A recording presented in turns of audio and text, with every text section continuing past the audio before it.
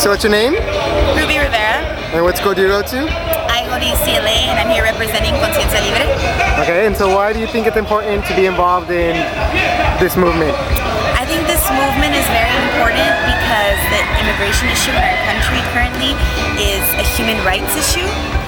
The big thing that we're focusing on are the ICE raids that are occurring at the moment and how these people are terrorized and treated inhumanely.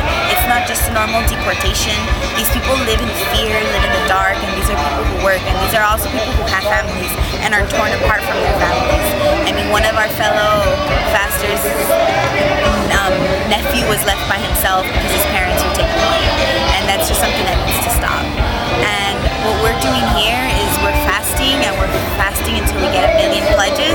And what these pledges say is that you promise to vote and keep immigrant rights in mind when you're voting. Join us in our fast for as many days as you can. Or if you cannot vote and cannot fast, just spread the word to as many people as you can. We're going to be here at Olvera until we get 1 million signatures, 1 million pledges, and if we can't get, or until election day, whichever comes first. But as we're camping out here, we haven't eaten. This is our 5th day of no food, and it's because it's something that we really care about. It's something that we need to change. And for those out there, it's www.fastforourfuture.com, and that'll give you all the information you need, and you can sign up the pledges online. How did you hear about this? I heard about this because one of the organizers, Natalie Contreras, came to our CL meeting and told us about it, and as soon as she told us about it, all of us said, we're doing something about it. So as you know, together and as a collective, Conciencia Libre at UCLA has been mobilizing the students, getting signatures, getting fasters, being a big part of this. Carla De Paz has been working really hard with the organizers here to organize the students out there, and that's what made us come.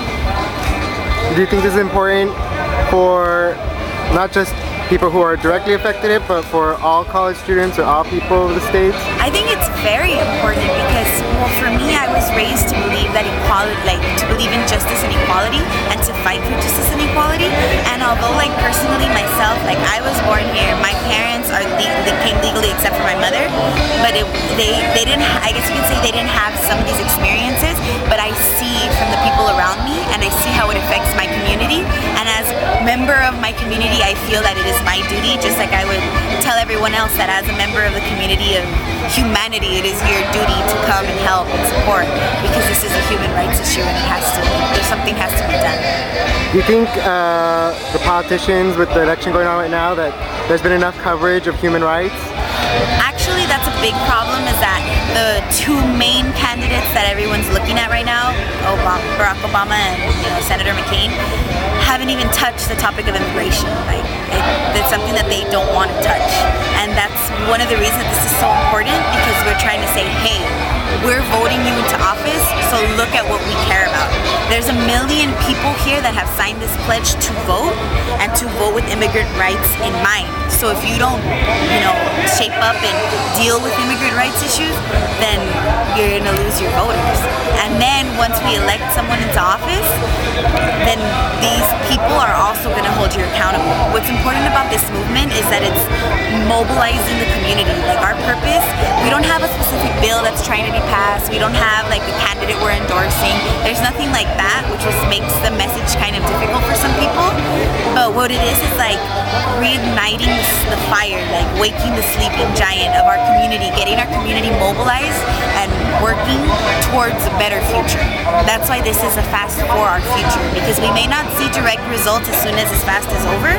However, this is the fact that 1 million people pledged their support shows us that these 1 million people are going to be down to help us with the further actions to come, with further mobilization efforts to come, to get this immigrant rights issue to be heard and for something to be done about these human rights violations.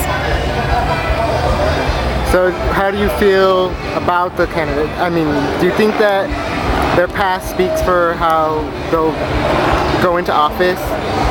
Well, personally, I guess you can say, you can judge them on their past, and you can judge them on specifically what they show us, their personality-wise, I guess.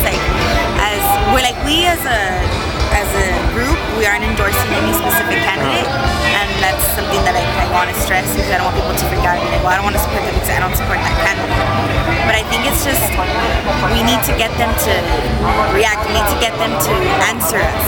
And I know like some may be more receptive than others, but it's just something that needs to be done and something that needs to be talked about.